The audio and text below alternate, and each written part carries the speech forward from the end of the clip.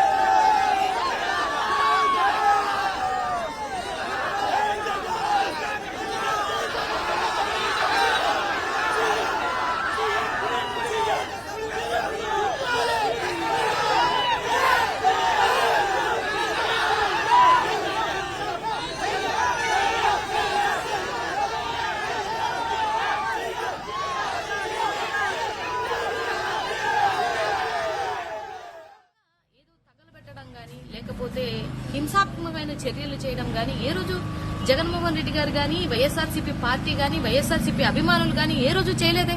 అలాంటి హింసాత్మకమైనటువంటి రాజకీయాలు చేయడానికి జగన్మోహన్ రెడ్డి గారు ఏ రోజు ఇష్టపడరు. ఎందుకు మీకు ఇంత కక్షపూరితమైనటువంటి రాజకీయం అనేది ఒకసారి అర్థం అవ్వాలి. ఎందుకనంటే ఇది హక్కు, ఇది మా హక్కు, ప్రజల తరపున పోరాడాల్సినటువంటి హక్కు మాకుంది.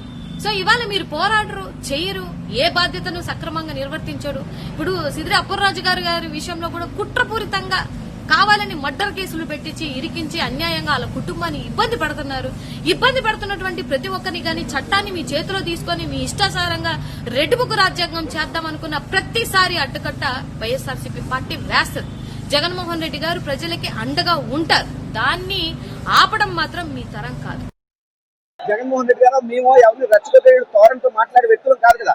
ఎప్పుడు కూడా జగన్మోహన్ రెడ్డి గారు మా అందరికీ క్రమశిక్షణతో, ఓర్పుతో ఉండమని, పద్ధతిగా నడుచుకోమని చెప్తారే తప్పితే ఆ లైన్ క్రాస్ చేసేటువంటి వ్యక్తిత్వాలు ఎవరు వైఎస్ఆర్ కాంగ్రెస్ పార్టీ నాయకులు కాదు. పైపెచ్చి చంద్రబాబు నాయుడు గారు గతంలో ఆయన అంగళ్ళు కానీ, పీలర్ దగ్గర కానీ జరిగినటువంటి సంఘటనలు ఎవరు మర్చిపోలేము. వాస్తవానికి ప్రజలు రచ్చగొట్టే చంద్రబాబు నాయుడు గారు, సంఘటనలు, దుర్ఘటనలు జరిగేలా చేసే చంద్రబాబు నాయుడు గారు తప్ప ఎప్పుడు కూడా వైఎస్ఆర్ కాంగ్రెస్ పార్టీ మీటింగ్ లో కానీ ఏ రకమైనటువంటి దుర్ఘటనలు, అవాంఛనీయ సంఘటనలు జరగలేదు. మరి ఈ రోజు ఎందుకు ఇంత భయపడతారు? సాక్షాత్ ఒక ఎస్పీ గారు వచ్చి ఒక మాజీ ముఖ్యమంత్రి కాన్వేలో 8 వాహనాలు ఉండాలని రూల్ పెట్టడం ఏంటి? ఎంతమంది రావాలని ఆపడం ఏంటి?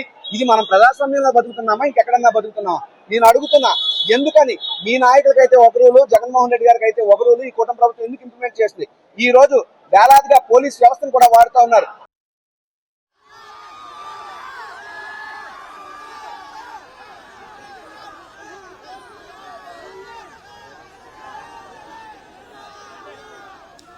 రైట్, పోలీసుల ఆంక్షలను ఛేదించి ఉత్తరాంధ్ర పోటెత్తింది. వైఎస్ జగన్మోహన్ రెడ్డిని చూసేందుకు విశాఖ నుంచి శ్రీకాకుళం దాకా అభిమానులు క్యూలు కట్టారు. ఎక్కడ చూసినా జనసందోహమే కనిపిస్తోంది. రోడ్డుకి ఇరువైపులా ఆయనకు అభివాదం చేస్తూ ముందుకొచ్చిన ప్రజల అభిమానం కనిపిస్తోంది. మరోవైపు థ్యాంక్ యూ జగన్ అంటూ భోగాపురం ఎయిర్పోర్ట్కి సంబంధించి వైఎస్ జగన్మోహన్ రెడ్డి చేసిన కృషికి థ్యాంక్ యూ జగన్ అంటూ ప్లకార్డ్స్ ప్రదర్శిస్తూ ఉన్నారు. ఎక్కడ చూసినా జన సందోహమే. మరోవైపు ఎలాగైనా ప్రజలను అడ్డుకునేందుకు కూటమి సర్కార్ కుట్రలైతే కొనసాగుతూనే ఉన్నాయి. ఎక్కడికక్కడ చెక్ పోస్టులు పెట్టి సామాన్యులను, పార్టీ అభిమానులను పోలీసులు అడ్డుకునే ప్రయత్నం చేస్తున్నారు. దీనిపై మరింత సమాచారం మా ప్రతినిధి రవీందర్ అడిగి తెలుసుకుందాం. రవీందర్, ఎక్కడున్నారు మీరు? అప్డేట్ చెప్పండి.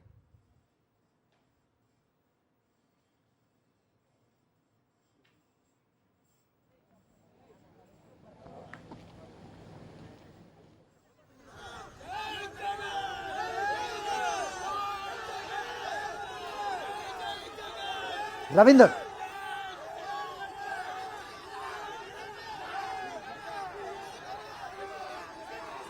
రైట్, పోలీసుల ఆంక్షలను ఛేదించి ప్రజలు మొత్తానికి వైఎస్ జగన్మోహన్ రెడ్డి కాన్వాయ్ దగ్గరికి చేరుకుంటున్నారు. వాళ్ళందరినీ చూసి వైఎస్ జగన్ మార్క్ నమస్కారం, అందరికీ అభివాదం, రెండు చేతులు జోడించి వారికి అభివాదం చేస్తూ వీలైనప్పుడల్లా ఆయన కాన్వాయ్ నుంచి కిందకు దిగి అందరికీ షేక్ హ్యాండ్ ఇచ్చి మరీ బయలుదేరుతున్న దృశ్యాలు కనిపిస్తున్నాయి. ముఖ్యంగా ఒక ఇంట్రెస్టింగ్ ప్లకార్డ్స్ ఇక్కడ ప్రదర్శిస్తున్నారు. Thank you Jagan for Bhogapuram airport అంటూ కూడా భోగాపురం ఎయిర్పోర్ట్కు వైఎస్ జగన్మోహన్ రెడ్డి చేసిన కృషికి కృతజ్ఞతగా వాళ్ళందరూ స్వాగతం పలుకుతూ కృతజ్ఞతలు కూడా తెలుపుతూ ఉన్నారు. అందరికీ అభివాదం చేస్తున్నారు వైఎస్ జగన్మోహన్ రెడ్డి.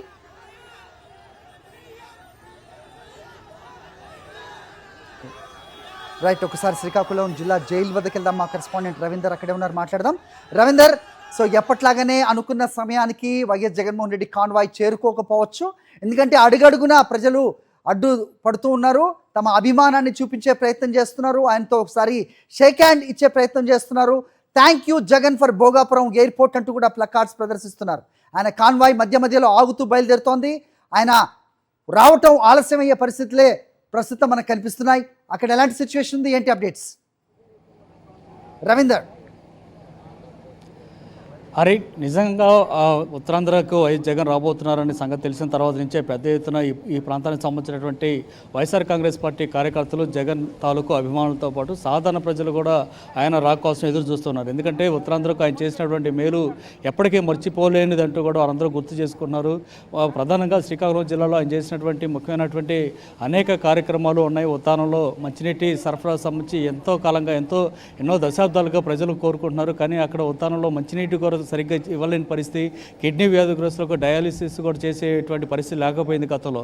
కానీ జగన్ వచ్చిన తర్వాత వీటన్నిటిని పునరుద్ధరించగలిగారు. కొత్తగా నిర్మాణాలు చేసి అందరికీ సురక్షితమైన మంచినీళ్ళు అందించడంతో సహా అనేక కార్యక్రమాలు చేశారు. కాబట్టి ఆ కృతజ్ఞత అంతా కూడా చాలా స్పష్టంగా కనిపిస్తూ ఉంది. ఆ నేపథ్యంలోనే ఈరోజు పోలీసులు ఎన్ని ఆంక్షలు పెట్టినా, అడ్డంకులు సృష్టించినా, బ్యారికేడ్లు పెట్టినా సరే వాటన్నిటిని తోసుకుంటూ పెద్ద ఎత్తున తరలి వస్తున్నారు జనం. అది కొద్దిసేపు క్రితం నుంచి మనం చూస్తున్నాం. ఖచ్చితంగా 10:50 గంటల ప్రాంతంలో ఎయిర్పోర్ట్లో ల్యాండ్ అయిన తర్వాత 11 గంటల ప్రాంతంలో ఆయన బయటకు వచ్చారు ఎయిర్పోర్ట్లో. అప్పటికే జనం పెద్ద సంఖ్యలో తరలి ఉన్నారు. పార్టీకి సంబంధించినటువంటి క్యాడర్తో పాటు, నాయకులతో పాటు సాధారణ ప్రజలు కూడా పెద్ద సంఖ్యలో తరలి వచ్చారు. అక్కడి నుంచి ఆయన తన పర్యటన ప్రారంభించిన తర్వాత, అంటే శ్రీకాకుళం జిల్లాలోని అంపోలు జిల్లా జైలు దగ్గరకు ఆయన వచ్చేందుకు బయలుదేరిన తర్వాత పెద్ద సంఖ్యలో రోడ్డు పొడవున కార్యకర్తలు, అభిమానులు కూడా తరలి వచ్చి ఆయనకు స్వాగతం పలుకుతున్నారు. ముఖ్యంగా భోగాపురం ఎయిర్పోర్ట్ సమీపంలో అయితే మాకు ఈ భోగాపురం ఎయిర్పోర్టును ఇక్కడ ఏర్పాటు చేయడం ద్వారా మా జీవితాల్లో ఎంతో మార్పు తీసుకొచ్చారంటూ థ్యాంక్ యూ జగన్ అంటూ కూడా ప్లకార్డులు పెడుతున్నటువంటి పరిస్థితి కూడా మనం చూసి, అంటే వారిలో ఏ స్థాయిలో వారి మనసులో జగన్ పట్ల ఆదరాభిమానాలు ఉన్నాయో చాలా స్పష్టంగా అర్థం చేసుకోవచ్చు. ఆ నేపథ్యంలోనే వాళ్ళందరూ స్వచ్ఛందంగా తరలి వచ్చి జగన్కు థ్యాంక్స్ చెప్పేటువంటి ప్రయత్నం చేశారు. మరి కొంతమంది ఏకంగా జగన్ స్వయంగా కలిసి మాట్లాడటంతో పాటు షేండ్ ఇచ్చేందుకు కూడా ప్రయత్నం చేశారు. సో ఇట్లా రోడ్డు పొడవునా జరుగుతుంది. కాబట్టి జగన్ నేనున్నటువంటి శ్రీకాకుళంలోని జిల్లా జైలు దగ్గర రావడానికి కొంత టైం పట్టే అవకాశం అయితే కనిపిస్తుంది. కరెక్ట్ షెడ్యూల్ ప్రకారం అయితే 2 గంటలకు ఇక్కడ రావాలి. కానీ మొత్తం పెద్ద ఎత్తున జనాలు పెద్ద సంఖ్యలో తరలి వస్తున్నటువంటి పరిస్థితి నేపథ్యంలో వారందరికీ విష్ చేస్తూ, అభివాదం చేస్తూ, వారందరికీ పలకరిస్తూ జగన్ వస్తున్నటువంటి పరిస్థితి నేపథ్యంలో కొంత ఆలస్యమయ్యే పరిస్థితి అయితే కనిపిస్తుంది. మనం ఒకసారి చూడొచ్చు, జిల్లా జైలు ప్రాంతంలో కూడా పోలీసులు పెద్ద సంఖ్యలో కనిపిస్తూ ఉన్నారు. ఒకసారి ఇటు చూపిస్తే కనుక పెద్ద సంఖ్యలో ఇక్కడ పోలీసులు ఉన్నారు. ఇక్కడ ఉన్నటువంటి ప్రాంతానికి దాదాపు 8 కిలోమీటర్ల దూరంలో శ్రీకాకుళం ఉంటుంది. ఆ పట్టణం నుంచి ఇక్కడ వరకు 8 వరకు ఈ 8 కిలోమీటర్లోనే 8కి పైగా చెక్ పోస్టులను ఏర్పాటు చేశారు. అడుగడుగున పోలీసులు ఉన్నటువంటి పరిస్థితి. మీడియా సిబ్బందితో సహా ప్రతి ఒక్కరిని కూడా తనిఖీలు చేసి మరీ తీసుకొస్తున్నారు. చూసి చెక్ చేసి మాత్రమే పంపిస్తున్నారు. చూస్తూ ఉన్నాం ఇక్కడ మీడియా సిబ్బంది కూడా చాలా తక్కువ మందిగానే కనిపిస్తున్నారు. ఎందుకంటే ప్రతి ఒక్కరికి ఏదో ఒక సాకు పెట్టి మీడియాను కూడా రానికుండా చేసేటువంటి ప్రయత్నాలు పెద్ద ఎత్తున జరుగుతూనే ఉన్నాయి. ఈ నేపథ్యంలోనే మరికొద్దిసేపట్లో జగన్ ఇక్కడికి రాబోతున్నారు. ఏదేమైనా సరే ఖచ్చితంగా జగన్ వచ్చేసరికి మీడియాతో సహా అందరూ ఇక్కడ చేరుకునే అవకాశం ఉంది. ఎందుకంటే జగన్ ఇక్కడ రావడానికి ఇంకా టైం పడుతుంది కాబట్టి శ్రీకాకుళం దగ్గర అంటే ఎంట్రన్స్ దగ్గర పెద్ద సంఖ్యలో జనం కూడా అక్కడ చేరి ఉన్నారు. అక్కడికి వచ్చిన తర్వాత మళ్ళీ వారందరికీ అభివాదం చేసి జగన్ ఇక్కడికి రావాల్సి ఉంటుంది కాబట్టి కొంత సమయం పట్టే అవకాశం అయితే కనిపిస్తుంది. ఇక సీదిరి అప్పలరాజు గురించి కూడా మనం చెప్పుకోవాల్సి ఉంటుంది. ఆయన పరామర్శించేందుకు జగన్ వస్తున్నారు. బీసీ వర్గానికి సంబంధించినటువంటి ఒక నాయకుడు, మత్స్యకార వర్గానికి సంబంధించి అట్టడుగు వర్గం నుంచి వచ్చినటువంటి వ్యక్తి, ఉన్నత విద్య చదువుకున్నాడు, డాక్టర్గా మంచి గుర్తింపు ఉంది. అలాంటి నాయకుడి మీద శ్రీకాకుళం జిల్లాలో కక్షగట్టి మరి అతని మీద అక్రమంగా కేసులు పెట్టి జైలు పాలు చేసినటువంటి పరిస్థితి. ఈ నేపథ్యంలోనే శ్రీకాకుళం జిల్లానే కాదు మొత్తం ఉత్తరాంధ్ర ప్రాంతానికి సంబంధించినటువంటి బీసీ వర్గాలు కూడా ఆగ్రహం వ్యక్తం చేస్తున్నారు చంద్రబాబు సర్కార్ మీద. ఎందుకంటే ఒక అట్టడుగు ప్రాంతం నుంచి, అట్టడుగు స్థాయి నుంచి వచ్చినటువంటి బీసీ వర్గానికి చెందిన సీదిరి అప్పలరాజు మీద ఎందుకంత కక్షగట్టం అనేది వారు ప్రశ్నిస్తున్నటువంటి పరిస్థితి కనిపిస్తుంది.